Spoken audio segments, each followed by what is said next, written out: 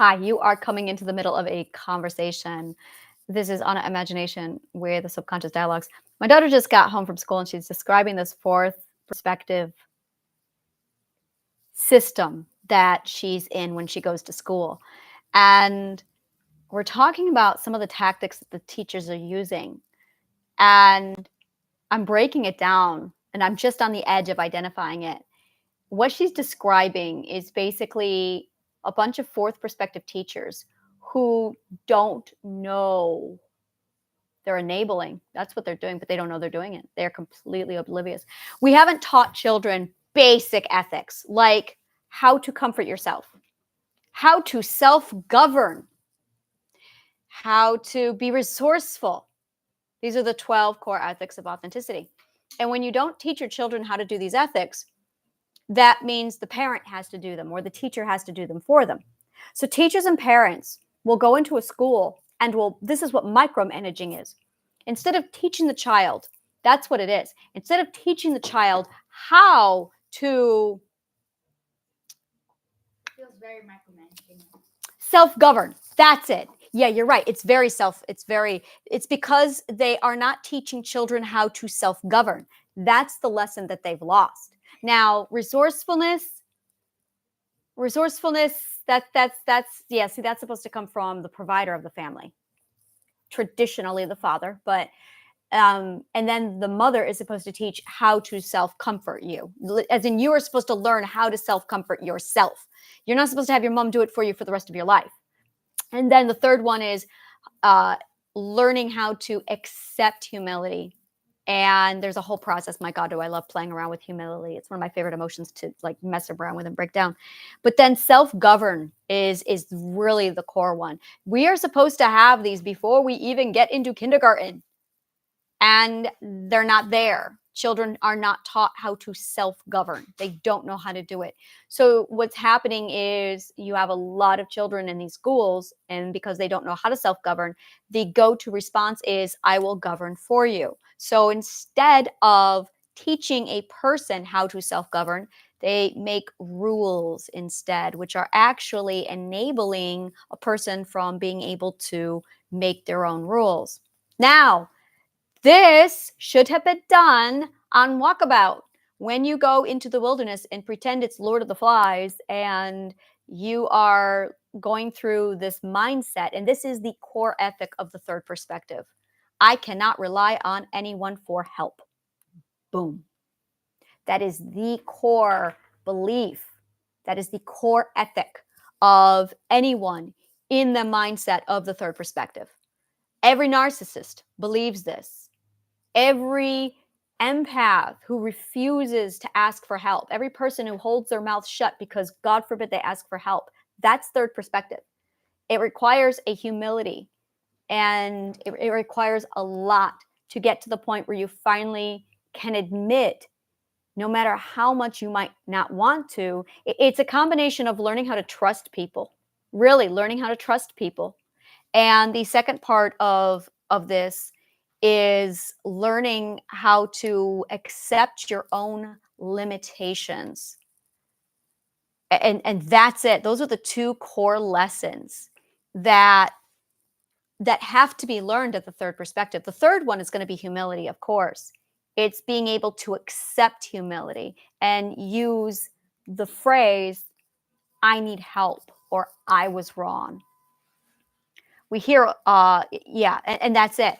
So people who do not properly graduate from the third perspective never internalize these three lessons: humility, trusting people, and accepting your own limitations. So what ends up happening is it's that concept of, well, if I want something done, I've got to do it myself. When that is said, the first thing you are in the third person perspective mindset. You are there. If you've ever thought the thought, well, if I can't, if I don't do it, then it doesn't get done right. Any variant of that is the third perspective. It means that you are lacking that core ethic. And it doesn't mean you're a narcissist. It does mean that you are in the third perspective. Now, if you are passive, aggressive, or neutral, that's going to determine if you are a narcissist. If you're an aggressor, then yeah, you're going to be a narcissist, because now you're projecting your control onto other people as opposed to internalizing and bringing it back. So just a minute. My daughter has a question. Yes. Isn't that just trust though? Which? When you say, "Oh, if I don't do it, then that's." It is trust. Yes, that is exactly trust. And you don't trust people to take care of themselves. It's a reliability issue. You lack reliability in people, and that's it exactly. Trusting people is reliability. Yeah, that's absolutely. But these are all lessons that come out of that third perspective, and you don't get these until you go on walkabout. But if you are immediately pulled out of walkabout at 3 years old because you can't be chaotic with Lord of the Flies, I did. I rebelled. When I was put in the third stage, there were wars. I put clothes on, never. Yeah, it was one of those situations. So I did my thing. I did my walkabout. I got my third perspective in and out of me. And it's very much I'm there. Yeah. And I'm also a firm believer that we have to go back to all the different perspectives and get life lessons on those perspectives. So every time we don't get something we want, I believe we are just brushing up on our core ethics. So, but getting back to the school though, what these teachers are doing is because they don't trust that anyone will do it properly, because they are basically transferring their control by feeling in control by instead doing it for them and putting like the yellow folder rule or the humility. It's because they have no idea how to teach children how to self-govern. So all these teachers are literally self-governing or are governing each child their own methodical way. And what's happening is they're putting the children through a kind of assembly line. They're assembly lining the children, which is what rules are doing, is they're literally processing them through. That way they can control this massive amount because they're not teaching the children how to self-govern. And in order to learn self-governing, you have to learn humility, you have to learn trusting people, reliability, and how to accept your own limitations. Then when you have those three things done, when you finally learn humility, you've gone on to the next perspective of valuing rules, valuing structure, and valuing, yeah, that's it, just valuing the rules and valuing the structure. And that's why you have a lot of kids in these schools who are just kind of doing their own thing. It's because they lack that lesson of humility. It's a lot.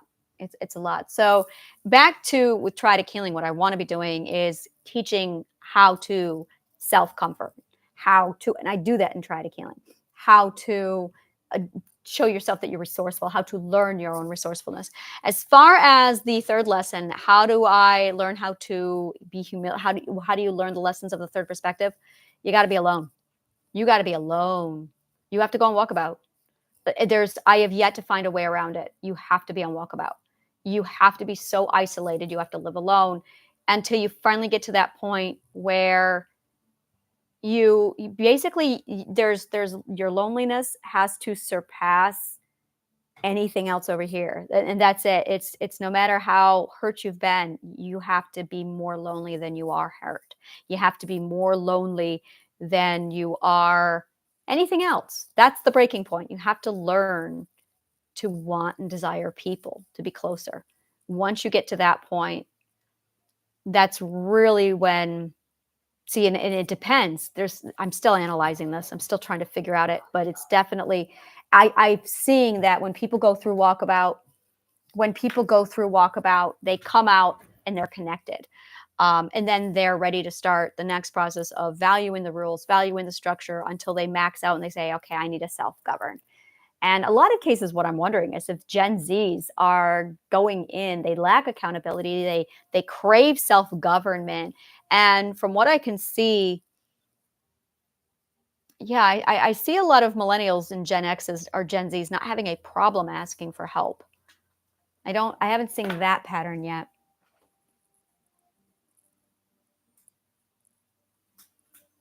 So my daughter asked a person who has PTSD, and if they also want to be alone when they have PTSD, is that the same thing? Well, yes, in essence. No, it's not. It's not the same thing. Not at all. It's not the same thing, because one is an invasive behavior. One is an invasive perspective that is a behavioral defense. The other, oh, you know what it is, though? It is a removal of the third ethic. When we are abused, we lose our ethics. When we are abused, we lose our ethics. So if you're abused a certain way, the lessons you learn, you can forget how to, or you can be so abused that you forget how to self-comfort. You could be resourceful, and then you're abused, and the new behavioral defense that you develop denies you the ability. That's in fact why you have the behavioral defense, is because you lose the core ethic. Literally, abuse is the process of removing your core ethics from you. That's abuse. That's why you have them. So with someone with PTSD, it's, you basically lose your psychological safe place. You absolutely do lose your psychological safe place. And it's, yeah, it's absolutely time jumping. It's more time frame. I believe that a lot of people who go through the third perspective, they usually go into it to some degree with, see, if it's done right in the case of a child, it's a natural part of development. And this is it, is these ethics stages are a natural part of development. We're supposed to go through them. But there's a healthy way to go through them and a very unhealthy way to go through them. And I'm still pulling them apart. I'm still looking at all of them. But yeah. So just it was a very interesting point watching or hearing her stories now that she's coming home and describing these fourth perspectives to me, and all of the rules and things. And she's telling me, she's like, she hears them, and she'll start giggling in class, like, I can't, she goes, I don't know what to do. She's like, and I'm like, you're going to get called down to the principal's office, aren't you, at some point? And she's like, yeah, probably. And I'm like, I'm going to walk in and I'm going to look at you and say, perspective abuse. And you're going to be like, yup. And I'm going to be like, I'll take care of it. So we're waiting for that. We're on day 3, and already she's like, I can't handle this. And it's like, awareness, just endure it.